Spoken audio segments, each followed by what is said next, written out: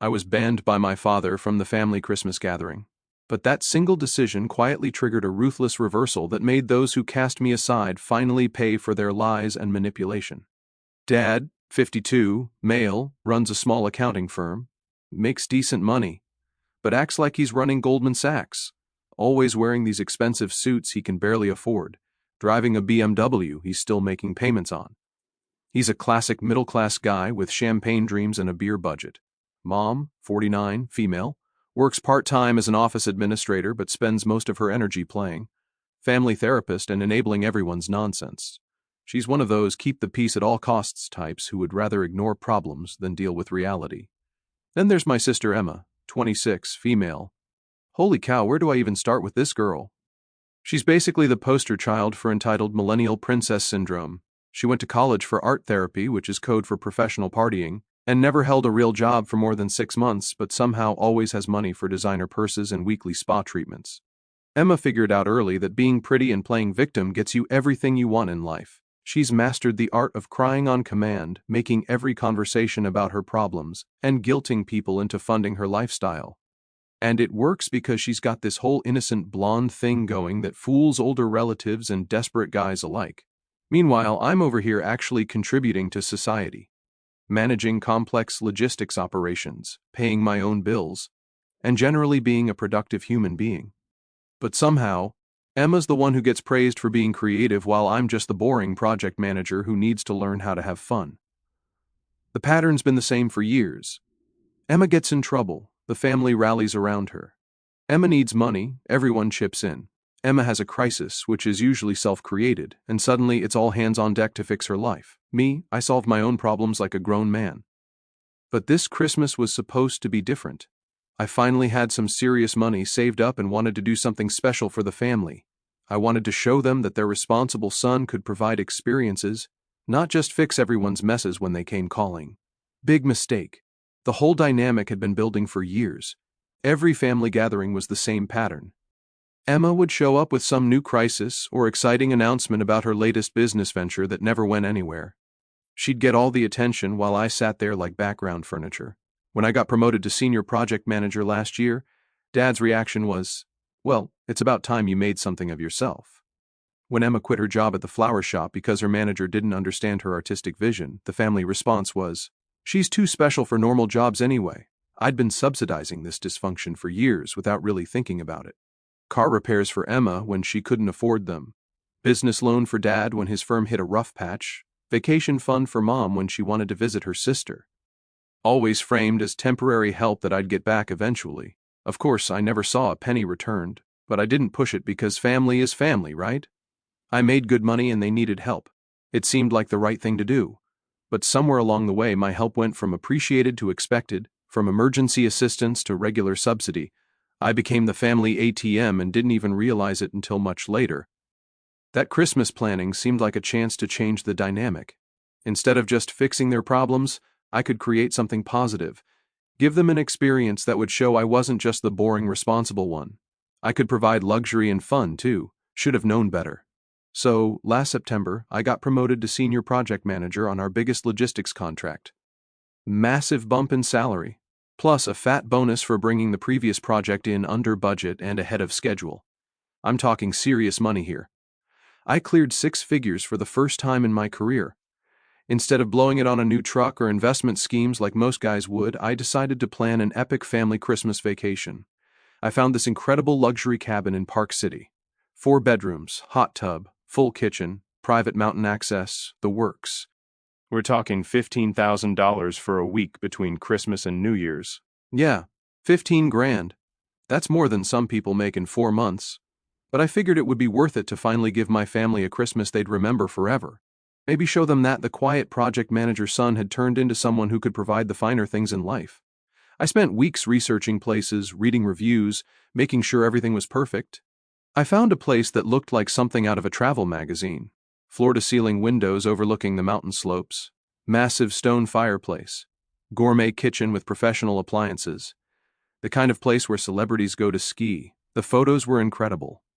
Master suite with a view that stretched for miles. Living room with cathedral ceilings and furniture that probably cost more than my car. Kitchen stocked with everything you'd need to cook for a small army. Private hot tub on the deck overlooking pristine wilderness. I put down the deposit and sent the confirmation to Dad, expecting maybe some appreciation for the gesture. His response was classic him. About time you contributed something meaningful to this family. Not thanks, not appreciation, just this attitude like I owed them this level of luxury. Should have been red flag number 1, but I ignored it because I was excited about the trip. Emma's reaction was even worse. She immediately started posting on Instagram about our family's Christmas at the Park City mansion and tagging all her influencer wannabe friends. She posted pictures of the cabin from the rental website like she'd personally selected and paid for it. She started making wish lists of designer ski outfits and researching which restaurants she wanted to hit. Not one mention of who actually booked and paid for this whole thing. According to her social media, this was just another example of the universe providing for her because she deserved beautiful experiences and was manifesting abundance. The entitlement was unreal. But I figured once we got there, once she saw how much effort and money I'd put into making this happen, maybe she'd show some actual gratitude for once. Maybe the whole family would see that I wasn't just the guy who fixed problems. I was the guy who made dreams come true. I started planning activities for everyone. I researched the best ski instructors for Emma, who had never been on slopes before.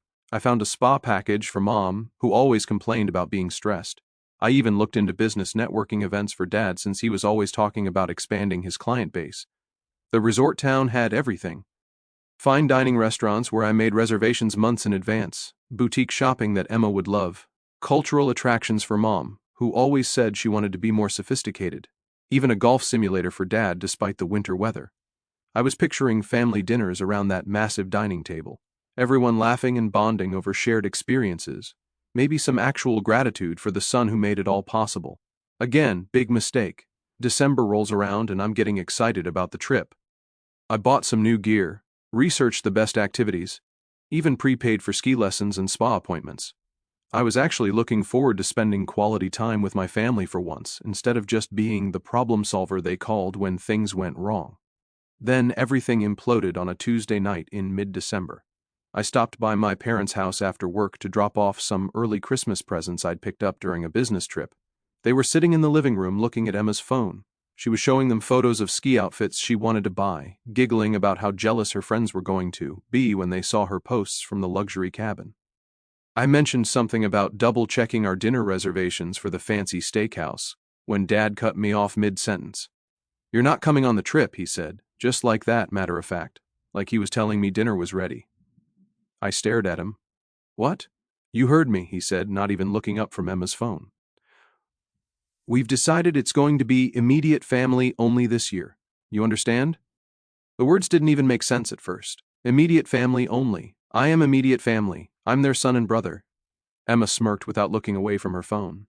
"Yeah, Dan, no offense, but you kind of ruin the vibe. This is supposed to be fun and relaxing, not one of your boring responsibility lectures." I felt my blood pressure spike. I booked the cabin. I paid for it $15,000. Dad finally looked at me, annoyed like I was interrupting something important. "Language, Daniel. And yes, we appreciate you handling the logistics, but Emma's going through a difficult time right now.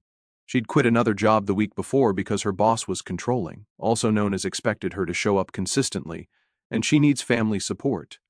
Your presence tends to create unnecessary tension." Mom nodded along like a bobblehead.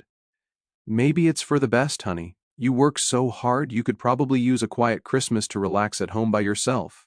That's when it clicked. They weren't kicking me out because of some family drama. They were kicking me out because Emma wanted them to. Because Princess couldn't handle having someone around who might expect her to show some gratitude or contribute something besides Instagram content. I looked at the three of them sitting there already planning their luxury vacation on my dime, making me the villain for having the audacity to expect basic respect. And something cold settled in my chest. "So, let me get this straight," I said slowly. "You want me to pay 15 grand for a luxury vacation that I'm not invited to attend?" "Don't be dramatic," Emma said, finally looking up from her phone. "You make good money, you can afford it, and we'll totally post pictures and tag you so you can see how much fun we're having." The casual cruelty of that statement hit me like a physical blow. She actually thought I should be grateful for the privilege of funding their vacation and watching it happen through social media posts. Dad cleared his throat. "Daniel, You're a grown man with your own life. This is a chance for the core family unit to bond without outside complications. I'm sure you can find something productive to do with your time. Outside complications. That's what I was to them. Not a son and brother, but a complication to be managed and excluded when convenient. Fine, I said, keeping my voice steady. Enjoy your family trip. They probably thought I was going to go home and sulk about it. Maybe call them later begging to be included. What they didn't realize was that I had just made a decision that would change everything. The cabin was booked under Dad's name for ego reasons, but my credit card was on file for all charges. My money, my reservation, my choice. What happened next? I went home, opened my laptop, and canceled the entire booking, all $15,000 back in my account within 24 hours. Let's see how much fun their family bonding time would be in Dad's cramped townhouse, with no mountain views or luxury amenities. The next morning, my phone exploded. And I mean complete nuclear meltdown level chaos. Dad called 8 times before 9 a.m. His voicemails went from confused to angry to borderline threatening. First, it was, "Dan, there seems to be some error with the Park City reservation. Call me immediately to sort this out." Then, "This isn't funny. Whatever game you're playing, fix it right now. People are depending on this trip. Finally, you're embarrassing this family and yourself. People are asking questions and I don't have answers. This ends today or there will be consequences." Emma's texts were even more unhinged. "Are you kidding me? I already told everyone about Park City. My friends think I'm a liar now. You're ruining my reputation and my mental health." Followed by, "Dad says you canceled out of spite, but I know you're not that petty. Just fix this mess and we can all move forward like adults." And then, "Fine, be a baby about it, but you're paying for my therapy because this is traumatic and I can't handle this kind of stress in my life." The audacity was breathtaking. She was literally demanding I pay for therapy because I canceled a vacation she had excluded me from that I was paying for entirely out of my own pocket. But the real performance came that evening when Mom showed up at my apartment. She had this whole guilt trip production ready. She brought homemade cookies, got all teary-eyed, the full emotional manipulation arsenal. "Honey, I think there's been a terrible misunderstanding," she started in that sweet, practiced voice she uses when she wants something. "Your father didn't mean you weren't welcome. He's just worried about Emma's mental health right now and thought a smaller group might be less overwhelming for her." "So, I'm invited now?" I asked directly. Her smile got tight and forced. "Well, that depends. Can you fix the Park City situation first? Emma's already made promises to her friends, and your father told his business partners about the luxury cabin. We can't let them down or make the family look unreliable." There it was. I wasn't invited because they wanted me there or valued my presence. I was conditionally invited because they needed me to clean up their mess and make their lies into reality. "What if I don't fix it?" I asked. Mom's mask slipped for just a second and I saw the calculation underneath. "Then you're choosing to hurt your family, Daniel? Is that really who you want to be? The son who destroys Christmas out of selfishness?" I walked her to the door without giving her the answer she desperately wanted. But inside, I was already planning phase 2 of something much bigger. Because if they thought canceling the vacation was bad, they had absolutely no idea what was coming next. The family group chat Emma had created was still active. She kept posting like the trip was definitely happening, asking what everyone wanted her to bring back from the luxury resort.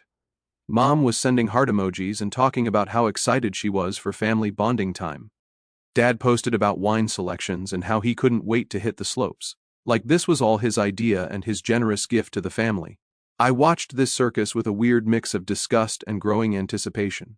They were digging themselves deeper with every post, making bigger promises to more people.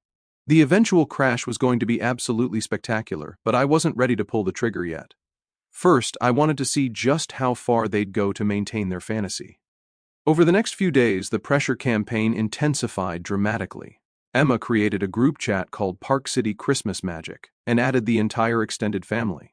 She started posting about how excited she was, asking aunts and uncles what souvenirs they wanted her to bring back from the fancy resort town. The messed up part was she was still pretending the trip was definitely happening. She posted photos of ski gear she was shopping for with captions like, "Can't decide which designer jacket to pack for our luxury cabin." She made a big show of asking for restaurant recommendations and talking about spa appointments she was supposedly booking. Our cousins were commenting about how lucky she was, how they wish they could afford such an amazing Christmas experience. Emma was eating up every bit of attention, responding with fake humble comments about being so blessed and grateful for family that makes dreams come true. Dad joined in enthusiastically, posting about how he couldn't wait to hit the slopes and talking about the business networking opportunities he was planning to pursue in Park City. He made it sound like this was all his brilliant idea, his generous gift to show the family how successful his accounting firm had become. I watched this performance with growing anger and disbelief. They were lying to dozens of people, building up expectations they couldn't possibly meet, all while acting like I didn't exist or matter. But then Dad made a mistake that changed everything, and crossed a line I didn't even know existed. I got a call from my bank's fraud prevention department about suspicious activity on my account. Someone had attempted to make a large purchase using my card details, a $15,000 deposit for a cabin rental in Park City. The booking was attempted under Dad's name with my financial information. My own father had tried to commit credit card fraud. He had actually attempted to steal $15,000 from me to cover up their lies and maintain their fantasy vacation. That phone call was the moment everything shifted. This wasn't just about family drama or hurt feelings anymore. They'd crossed into actual criminal behavior. Dad had literally tried to steal from his own son to avoid facing consequences for his lies. I started documenting everything with the methodical precision I used for logistics operations at work. Screenshots of Emma's social media posts claiming credit for my generosity. Bank statements showing I'd paid for the original booking. The detailed fraud alert from my financial institution. Every text message and voicemail they'd sent. But more importantly, I started making some strategic phone calls of my own. My Uncle Jim, Dad's older brother who runs a successful construction company, had always been straight with me. I figured he deserved to know what was really happening before he got caught up in their web of deception. "Dan," he said after I explained the situation, "your dad called me last week asking for a loan to cover unexpected vacation expenses. He said it was an investment in family relationships and asked for $3,000. Now I'm wondering what he really needed the money for." Turns out Dad had been systematically hitting up relatives for cash, claiming he was covering the Park City trip but needed help with extras like flights, activities, and fancy dinners. He'd collected almost $5,000 from various family members based entirely on the lie that he was the one planning and paying for this generous Christmas gift. Uncle Jim was furious when he realized he'd been scammed. "Your father used my trust in him to get money under false pretenses. That's not just lying, Dan. That's fraud." That's when I knew exactly how to destroy them completely. They wanted to play games with lies and manipulation. I'd show them what happened when you tried to con someone who managed complex operations for a living. I spent the next 2 weeks playing the long game with military precision. I let them think they'd won. That I was sulking at home while they figured out damage control for their imaginary vacation. Meanwhile, I was gathering intelligence and setting up the perfect moment to destroy them. Through Uncle Jim, I learned Dad had secretly booked a much cheaper cabin about 3 hours outside Denver, some basic 2-bedroom place for $900 total. He was planning to pass it off as just as good as Park City and hope people didn't ask too many detailed questions about the accommodations. Emma was still posting like they were going to the original luxury resort, showing off expensive ski gear she'd bought with Dad's borrowed money from relatives. Her Instagram story was a daily countdown to Park City Christmas with increasingly ridiculous captions about living her best life and how blessed she was to have such a generous family.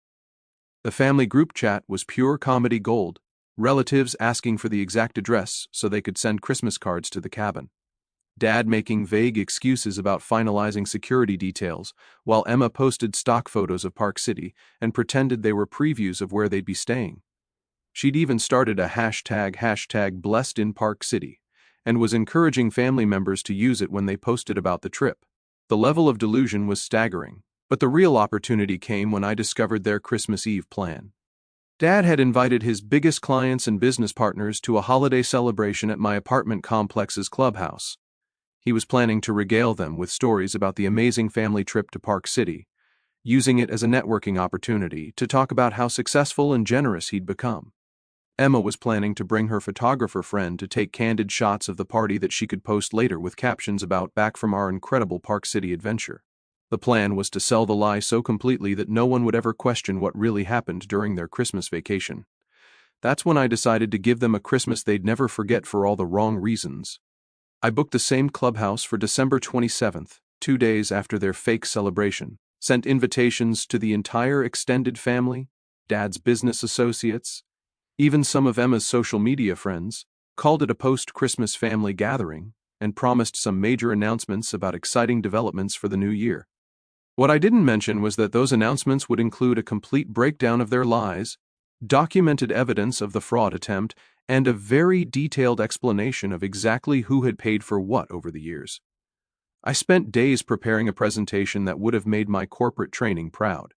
Every lie documented with screenshots, every financial transaction backed up with bank records, every false claim to relatives supported with evidence. But first, I had to let them have their moment. Let them dig the hole as deep as possible before I buried them in it permanently. Christmas came and went exactly as I expected. They did their pathetic fake celebration at the clubhouse, Dad spinning elaborate stories about the amazing luxury cabin while Emma showed off photos she'd clearly stolen from travel websites. I stayed home, watched football, and put the finishing touches on my presentation. The revenge I was planning would be nuclear, complete destruction of their reputations, their relationships, and their financial security. They'd used me as their personal ATM while treating me like garbage. And now they were about to learn what happened when you betrayed someone who had the skills and resources to fight back properly. December 27th arrived with perfect weather, cold and clear, just like my mindset. The extended family started showing up around 2 p.m. for what they thought would be a pleasant post-Christmas gathering. Aunts, uncles, cousins, family friends. Dad's business associates came too, expecting another round of networking and success stories from their colleagues' generous Christmas hosting. Emma brought her photographer friend and was posing near the entrance like some kind of celebrity returning from an exotic vacation. She'd changed her Instagram bio to just back from Park City Magic and was wearing new designer clothes she'd clearly bought with the relative loan money. I waited until everyone was settled, until conversations were flowing and people were relaxed and receptive. Then I stood up and asked for everyone's attention in the same confident voice I used for corporate presentations. "Thanks everyone for coming today," I said. I wanted to share some exciting news about the holidays and clear up any confusion about recent events that might have been circulating. Dad looked nervous, but was trying to maintain his confident facade. Emma was still posing, probably thinking this was going to be some kind of public apology or reconciliation that would make her look even better to her audience. I pulled out my laptop and connected it to the big screen TV in the clubhouse with the same efficiency I used for work presentations. First, let me show you the real story of our family Christmas vacation planning. Up went the original Park City booking confirmation. My name is the primary renter, my credit card is the payment method, $15,000 total cost clearly displayed. People started murmuring and shifting in their seats. Dad's face went completely white. Next, here's the cancellation notice from when I was informed I wouldn't be welcome on the vacation I had planned and paid for entirely myself. Screenshot of the refund confirmation, $15,000 back in my account on December 15th, the date stamp clearly visible. Emma started to panic, her voice getting shrill. "Dan, what are you doing? This is supposed to be a celebration." "Oh, it definitely is a celebration," I said calmly. "Keep watching." Next slide, screenshots of Emma's Instagram posts. Her claiming the Park City trip was happening exactly as planned, her asking followers for restaurant recommendations, her daily countdown to the trip of a lifetime with hashtags about being blessed and grateful. Then the bank fraud alert. Dad's name on the attempted transaction. The official notice that it was flagged as potential identity theft and credit card fraud. The room was dead silent now except for the sound of people's shocked breathing. "But here's my personal favorite part," I said, clicking to the next slide with the timing of a professional presenter. The family fundraising campaign that nobody except the victims knew about. I'd spent days documenting every loan request Dad had made. Uncle Jim had helped me reach out to other relatives who'd been approached. Turned out Dad had collected almost $6,000 from various family members, all based entirely on the lie that he was covering an expensive family vacation and needed help with additional costs. The evidence was devastating. Screenshots of text messages asking for money, bank transfer records showing the payments, even voicemails where Dad had laid on thick emotional appeals about wanting to give his family a Christmas they deserved. One of Dad's business partners stood up looking absolutely furious. "Wait just a minute, you told me you were taking your family to Park City for Christmas.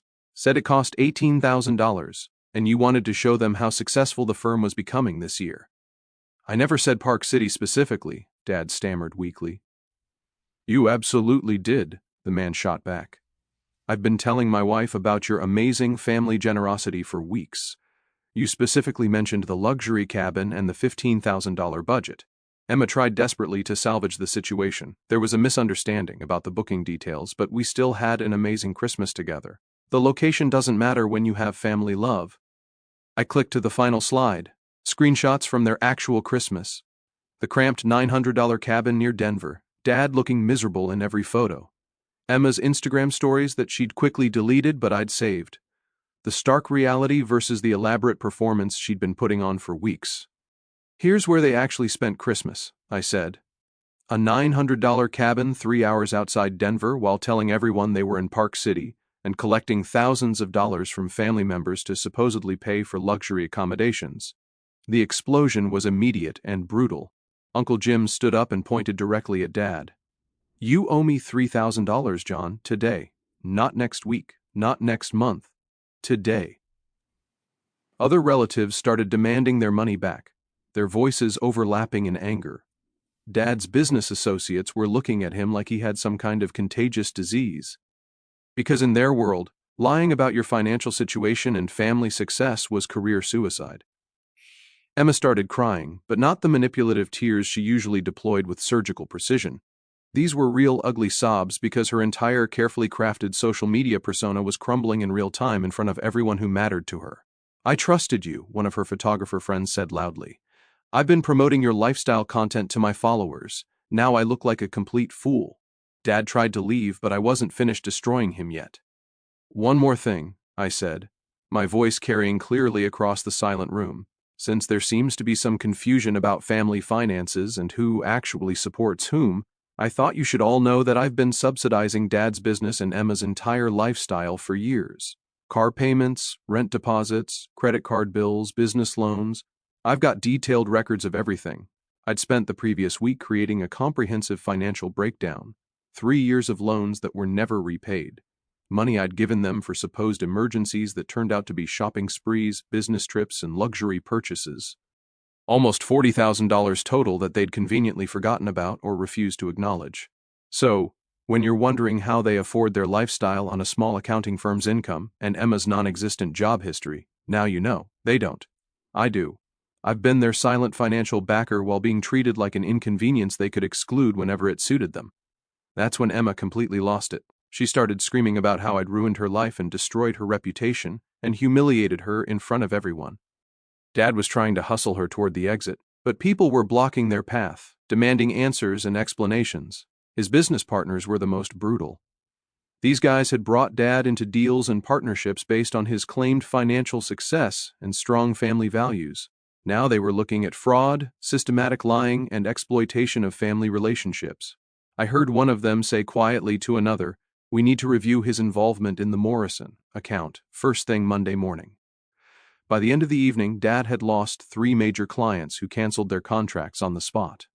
Emma's social media career was basically over as word spread about the fake lifestyle content, but that was just the beginning of their problems. The aftermath was swift and absolutely devastating to watch. Within 2 weeks, Dad lost 6 more clients as word spread through the local business community about his lies and the attempted credit card fraud.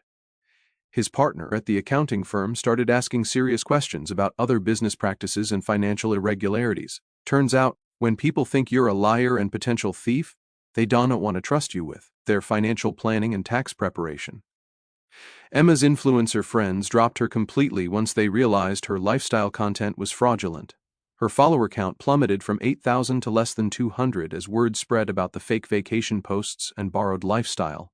The photographer friend threatened to sue for payment and professional embarrassment, but the real damage came from the extended family. Uncle Jim cut them off completely and demanded immediate repayment. Other relatives who'd been scammed started pursuing legal options for recovering their money. The family group chats went completely silent.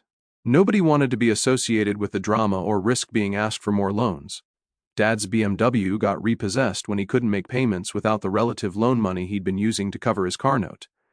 Emma had to move back in with my parents because she couldn't afford rent without her social media income and had no real job skills to fall back on.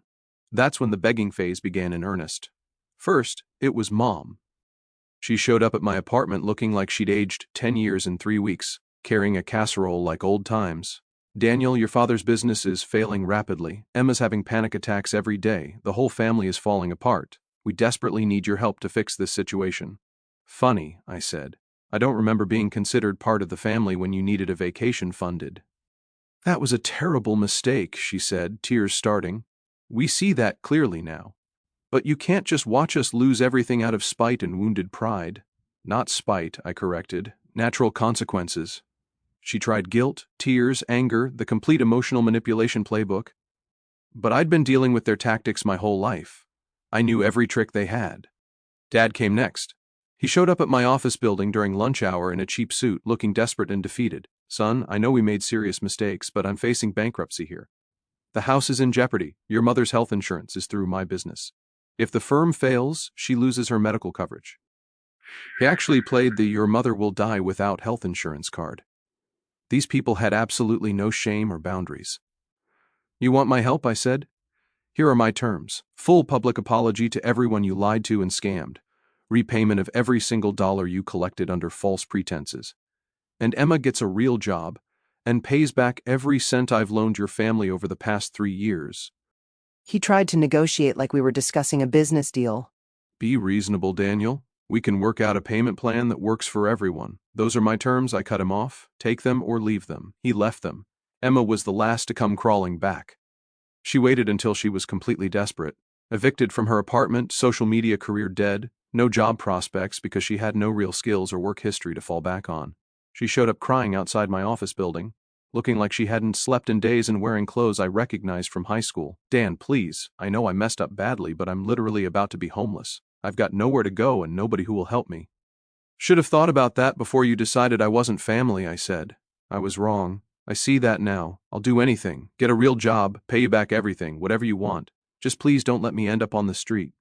For a moment I almost felt bad for her. Almost. Then I remembered every snide comment, every entitled demand, every time she'd taken my help for granted while treating me like I was lucky to be related to her. "You know what, Emma? You're absolutely right. You will get a real job. You will pay me back and you'll do it without any help from me, just like I've done everything in my life without help from any of you." She tried to grab my arm as I walked away. "Dan, please. I'm your sister. Sisters don't exclude their brothers from Christmas after their brothers pay for everything," I said. "You made your choice. Live with it." That was 8 months ago. I heard through Uncle Jim that Dad's business finally collapsed completely. They lost the house and had to move into a small apartment across town. Emma's working at a chain restaurant now, making minimum wage and living in a studio apartment that makes my first place out of college look like a mansion.